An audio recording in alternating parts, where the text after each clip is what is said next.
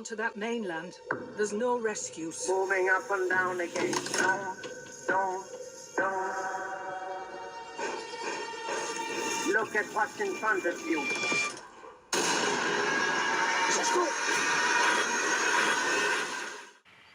Hello everybody, welcome back to Screenstars. I'm here today to bring you my review for the 2025 horror sequel, 28 Years Later. The film is written by Alex Garland and directed by Danny Boyle, and it stars Jodie Comer, Aaron Taylor-Johnson, Ray Fiennes, and we have a young actor called Alfie Williams who plays Spike. Right, okay, so obviously this is set 28 years after the initial rage outbreak that we saw in the first 28 days later, and then we got 28 weeks later. And the idea was that they were supposed to do a 28 months later, but it never materialised. So obviously it's been, it's closer to 28 years now, so it did make sense to do 28 years later. And we meet Aaron Taylor-Johnson's character, Jamie. He is married to Jodie Comer, Isla. He's got a young son, Spike, played by Alfie Williams. And they live on like an island. There is no connection to the mainland other than one straight path that you can only access when the tide is down, basically. And they only ever go to the mainland to, like, scrounge for supplies, sort of thing. And this particular day he's taking his son Spike to the mainland for the first time. It's his coming of age, if you like, to do his first kill of one of the infected. His mum, played by Jodie Comer, is poorly. They're not sure what's wrong with her. They're desperate, really. Well, the son's desperate to find out what's wrong with her. He really does want a doctor or some medicine, something that's going to help her. And he learns of a doctor that lives out in the mainland. Everybody tells him that this doctor's a lunatic, basically, and he shouldn't go anywhere near him, but he's desperate to find a cure for his mum. So he absconds with his mum to the mainland in order to try and find a cure. As you can imagine, the mainland is infested with the infected, so this is no easy task. Right, what are my thoughts on 28 years later?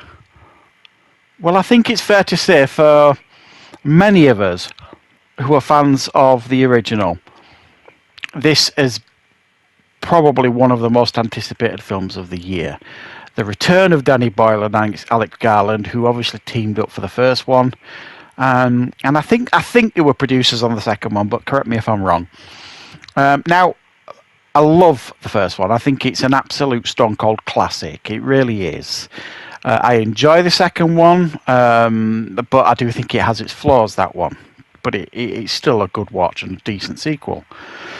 So I really had my fingers crossed for this one, that this was going to be, capturing the magic from the first one, really, and the real terror from the first one. And I think for the most part, this does a very, very good job. Because not only has it got to kind of deliver on the scares and everything like that, but it's also got to give us a believable scenario that, what would the world look like 28 years later? And you can kind of accept that, okay, I could understand that, the world, well, this country would look like that. You were led to believe that the outbreak is just the UK, so the UK has been completely quarantined. There is a plot line where some, are they Dutch soldiers, get kind of shipwrecked off the coast. So you get an impression that, that what the rest of the world kind of thinks of us, sort of thing, this island, it's, to be avoided at all costs. So you've got, basically, the world has just abandoned us, and we've got to kind of fend for ourselves. And that's what you see with this. I personally had a fear that, with this island, this supposedly safe haven, we've seen that so many times before in movies, where there's this safe haven where nobody can get to them and it's a very safe place to be, so on and so forth. Well, As we've seen many, many times in movies, that's complete bollocks generally. And I honestly thought that's the way this movie was going to go. That it would be proven that that was the case again, and that the infected would descend upon this island. And that's not what you get here at all. You get actually a much more nuanced story, really, of a young boy who's desperate to save his mum. Very brave young boy, Spike.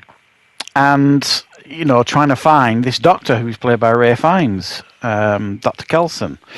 But in between all that, you get the infected, you get the impression that they have definitely evolved, and I won't spoil how, but you do definitely get that impression that there is, they have evolved indeed. They're much more tribalistic now in many, many ways, and they have learned to adapt and survive in different ways. For example, at the end of the first one, when it looked like they were starving to death because there was nothing for them to eat, well, that's kind of evolved a little bit this time round, sort of thing. So you kind of learn how they've learned to adapt. And it's got some great moments in it that will absolutely have you on the edge of your seat, as you would expect for a film that Danny Boyle is directing and Alex Garland is writing. I thought the performances here were all, I mean, fantastic. I had concerns about Aaron Taylor-Johnson. I don't necessarily have a problem with him, but I sometimes feel he's not the strongest actor. But he really impressed me in this film. I mean, because essentially they're up north, they're at Newcastle area, so most people have got like a Newcastle accent, and he pulls it off really quite well. Jodie Comer, I mean, it goes without saying, her performance is fantastic. But I think there's two performances that steal this film. It is the young Alfie Williams, who plays Spike, this very talented young actor, very determined character. I think he does an excellent job here. I really do. And then we've got Ray Fiennes as well, who, honestly, I think he pretty much takes this film and puts it in his pocket. A superb performance by him, because I genuinely didn't know what to expect from this character. From the trailers, I thought it was going to be some kind of madman sort of thing, and he was the one that maybe orchestrated the attack on this island that everyone thought was safe. And it doesn't go down that route at all. It goes via a very different route that you don't expect.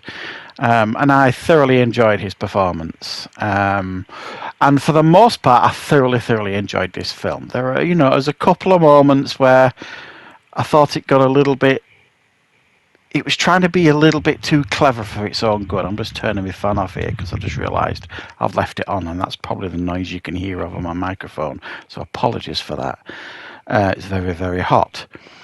There are a couple of moments like... I don't really know how to describe it. I think they took a little bit of creative license with some of the stuff that's going on, like flashbacky stuff with flashbacks of previous armies and this weird like chanty music that you hear in the trailers and stuff. And then the ending. I wasn't quite sure what to make of the ending. I understood who that character was that we met at the end of the film, but I'm not really sure what to make of that ending. It felt like it didn't belong to the rest of the film. But as we know, this is the start of a trilogy. Whereas before, the very first 28 Days Later, that was a standalone film until it was such a hit that they decided to make the next one. But this is the start of a new trilogy of films. So it feels like this isn't a definitive end. It feels like it's just transitioning to the next film, if you like, which is where we all know that Cillian Murphy is going to make his return to the franchise. For this one, he's just one of the producers, I believe, Cillian Murphy. So I think for the most part, this absolutely delivered. It gives you what you want from the sequel, not necessarily everything you expected, but it kind of satisfies what you would want from a sequel. It's superbly directed, brilliantly written, with some very, very strong performances and some edge of the seat stuff. So yeah, I'm very, very happy with this sequel, and I'm looking forward to the next one, whenever that will be appearing in our cinemas. So thanks for joining me, guys, for this review. I hope you enjoyed it. I will, of course, be back with plenty more content on the channel very, very soon.